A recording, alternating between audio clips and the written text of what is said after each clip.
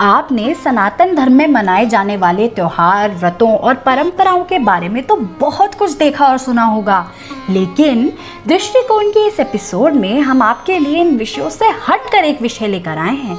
अंक ज्योतिष यानी न्यूमरोलॉजी के अनुसार नंबर 7 को रहस्य का कारक माना जाता है। अब 7 महासागर हैं, 7 सुर हैं और इंद्रधनुष में भी 7 रंग होते हैं। शादी के 7 फेरे व 7 जन्मों तक साथ निभाने का वादा, 7 अजूबे भी हैं। तो हमने सोचा कि आज हम भी चौंका देने वाली 7 भविष्यवाणियां क्यों ना आपको बताएं, जो हजारों सालों पहले हमारे ऋषि मुनियों द्वारा की गई थी और जिनका प्रभाव कलयुग में भारी पड़ा। हमने अपने बड़े बुजुर्गों से एक शब्द खूब सुना है, कलयुग, और ये भी कि अब तो कलयुग है, ऐसा तो होगा ही। पर ये कलयुग है क्या, और हमारे बड़े बुजुर्ग ऐसा कैसे कह देते हैं कि कलयुग है तो ये तो होगा ही। हिंदू युग चक्र के अनुसार 4 युग हैं, सतयुग, द्वापर युग, त्रेता युग और कलयुग। जो अब चल रहा है वो है कलयुग। कई हजारों साल पहले वेद व्यास जी ने भगवत पुराण में कलयुग के बारे में कुछ आंखें खोल देने वाली बातें लिखी थी। कलयुग को काला युग कहा गया था, जो कि होगा कलह कलेश का युग, एक ऐसा युग जिसमें लोगों को कभी संतुष्टि नहीं मिलेगी और जिस युग में ज्यादातर लोग मानसिक रूप से दुखी रहेंगे। श्रीमद् भगवत पुराण और भविष्य पुराण में कलयुग और उसके अंत के बारे में भी गहराई से बताया गया है। तो चलिए अब हम आपको भगवत पुराण से कुछ श्लोक और उनका मतलब बताते हैं, जो कि कलयुग के लिए भविष्यवाणियां थीं। पहला, लिंगम एव श्रमाख्यातव अन्योन्यापत्ति कारणम अवृत्य न्याय दौरबल्यम पंडित्ये चपलम बचा। मतलब आध्यात्म यानी कि स्पिरिचुअलिटी की परिभाषा धार्मिक चिन्ह यानी रिलीजियस सिंबल हो जाएगा और आध्यात्मिक गहराई इस बलबूते पे नापी जाएगी कि किसने कितने धार्मिक चिन्ह इस्तेमाल किए हैं और कैसी पोशाक पहनी है, और यही आधार भी बन जाएगा धर्म का और धर्म परिवर्तन का। शब्दों के बाजीगर विद्वान कहलाएंगे।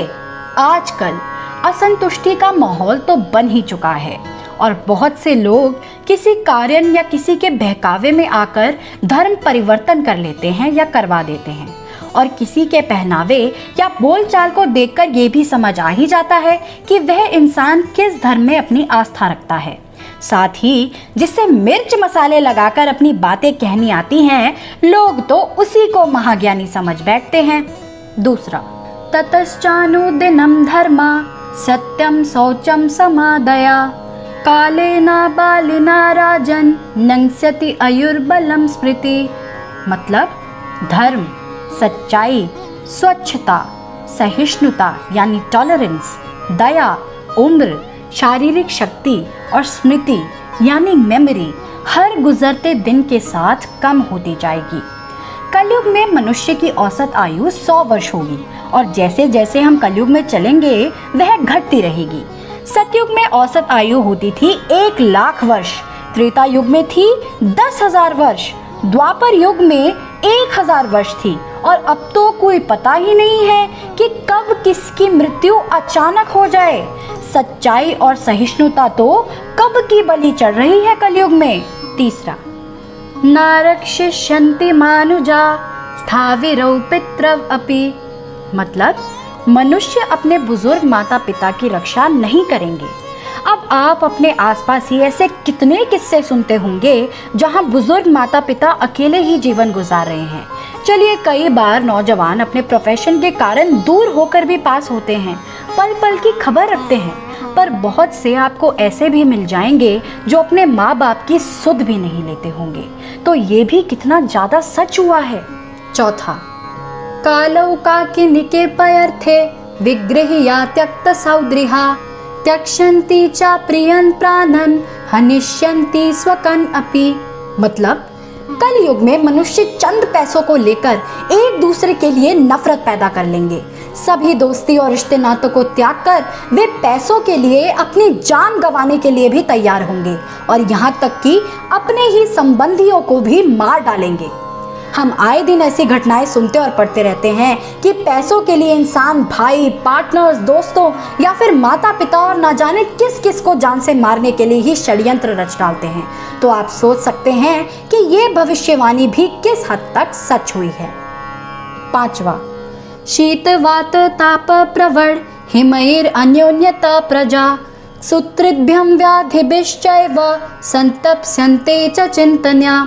मतलब सर्दी, हवा, गर्मी, बारिश और हिमपात से लोगों को काफी नुकसान होगा। वे झगड़ों, भूख, प्यास, बीमारी और गंभीर चिंता से और अधिक परेशान होंगे। तो अब बताइए, क्या सारी दुनिया जलवायु परिवर्तन या क्लाइमेट चेंज के दुष्प्रभावों से नहीं जूझ रही? और तो और हम कोरोना महामारी का भी सामना कर रहे हैं, जिसने ना जाने कितनों की जान ले ली। हैरानी की बात है कि ये बात हजारों सालों पहले हमारे ऋषि मुनियों ने कैसे जान ली थी। 6वां, वित्तम एव कालो निर्णम जन्मचरा गुणयोदया धर्म न्याय व्यवस्थायम कारणम बलमेव हि। मतलब कलयुग में सिर्फ पैसे को ही मनुष्य के अच्छे जन्म, अच्छे व्यवहार और गुणों का प्रतीक माना जाएगा, और जो शक्तिशाली है कानून और न्याय उसी का साथ देगा। बेशक ये भी सच हुआ है। हम देख सकते हैं कि एक ऊंचे ओहदे का पैसे वाला इंसान जिसने कोई जुर्म किया है, वो रिश्वत देकर सजा भुगतने से बच जाता है। अगर किसी इंसान के पास पैसा है तो उसे घर में और बाहर भी एक महान इंसान समझा जाता है और इज्जत दी जाती है, चाहे उसने पैसे गलत जरिए से ही क्यों ना कमाए हों। पैसा सबकी आंखों पर पट्टी बांध देता है। आजकल के ज़माने में अगर आपके पास धन नहीं है तो रिश्तेदार भी आपसे मिलने नहीं आएंगे।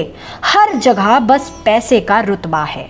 7वां, एवं प्रजाभिर्दुष्टाभिर अकीर्णेक्षिति मंडले ब्रह्म विक्षत्र शूद्रानाम यो बाली भैवता नृपा।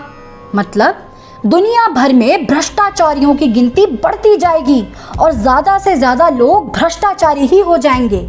सामाजिक वर्गों में से जो कोई भी खुद को सबसे मजबूत दिखाएगा वो राजनीतिक शक्ति हासिल कर लेगा और समाज में भी उसी के नाम का सिक्का चलेगा। और ये हो भी तो रहा है। राजनीति में उन्हीं लोगों को सत्ता मिल रही है जिनके पास पैसा है और जो भ्रष्टाचार करके या सिफारिश से आगे आ रहे हैं। क्यों चौंक गए ना आप भी? क्या आप कभी सोच सकते थे कि हजारों लाखों साल पहले ये सब कैसे लिख दिया गया? हम आम लोगों को तो ये तक नहीं पता होता कि अगले सेकंड में क्या होने वाला है। वहीं दूसरी ओर हमारे ऋषि मुनियों ने ऐसी भविष्यवाणियां कर डाली जो आज की तारीख में एकदम सच हैं। वेद व्यास जी ने तो पहले ही बता दिया था कि कलयुग में लोग कैसे होंगे। पर चलिए, अब अगर मनुष्य जाति यह चाहती है कि इन सब भविष्यवाणियों के बुरे प्रभाव उन पे ना पड़े तो उन्हें सबका अच्छा सोचना होगा और अच्छे कर्म करने होंगे। दृष्टिकोण के आज के इस एपिसोड से हमने यही कोशिश की है कि हम सभी तथ्यों को आपके सामने साफ रूप से पेश करें ताकि आप भी बहुत सी ऐसी बातों के बारे में विचार कर सकें। उम्मीद है कि आपको हमारा एपिसोड पसंद आया होगा। ऐसी और रोमांचक बातें जानने के लिए हमारे साथ जुड़े रहिए। धन्यवाद।